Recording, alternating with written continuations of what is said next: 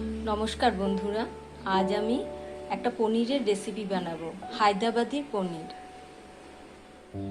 প্রথমে পনিরগুলিকে আমি মাঝ বরাবর কেটে নিয়েছি। এবার কড়াইতে বেশ কিছুটা তেল দিয়ে আমি এটাকে এইভাবেই ভেজে নেব।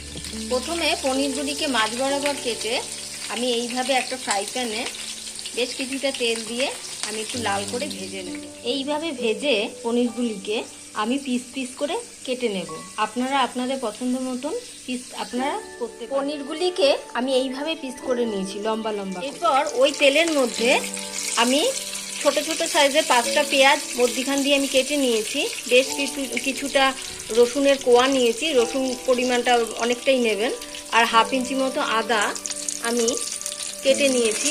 আর 6 থেকে 7টা আমি লঙ্কা আমি একটু তেলে ভেজে নেব। এরপর ভেজে রাখা পেঁয়াজ, রসুন, আদা ও লঙ্কাটা আমি একটা মিক্সি গ্রাইন্ডারে তুলে নিলাম।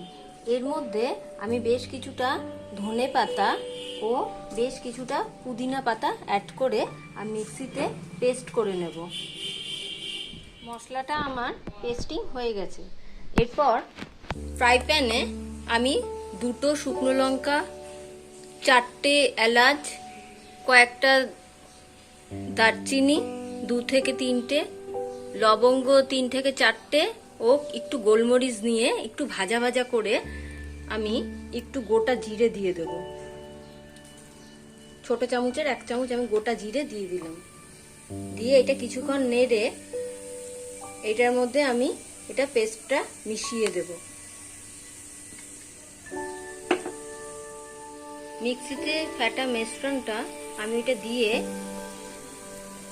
এইবার আমি একটু দইও ফেটিয়ে রেখেছি, হাফ কাপ মতো দই ফেটিয়ে আমি এটা দিয়ে দিলাম।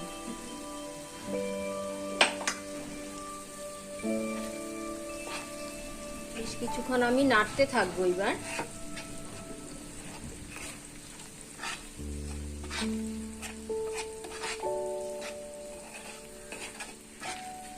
এরপর আমি আস্তে আস্তে হাফ চামচ হলুদ গুঁড়ো, হাফ চামচ জিরার গুঁড়ো, হাফ চামচ লঙ্কার গুঁড়ো ও সামান্য একটু গোলমরিচের গুঁড়ো আর 1 চামচ মতো নুন আমি ছড়িয়ে দিয়েছি। তারপর আমি সামান্য একটু জল দিয়ে আমি বেশ 5 মিনিট মতো আমি ঢেকে রেখে দেব।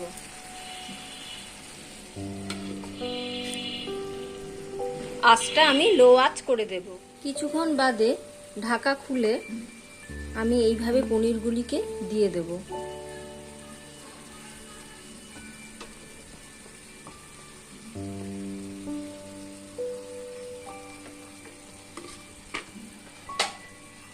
ও হাফ চামচেরও কম একটু স্বাদের জন্য আমি একটু চিনি দিয়ে দেব। এটা অপশনাল, আপনারা চাইলে দিতেও পারেন, নাও দিতে পারেন। এরপর আমি একটু ধনে পাতা ছড়িয়ে দেব।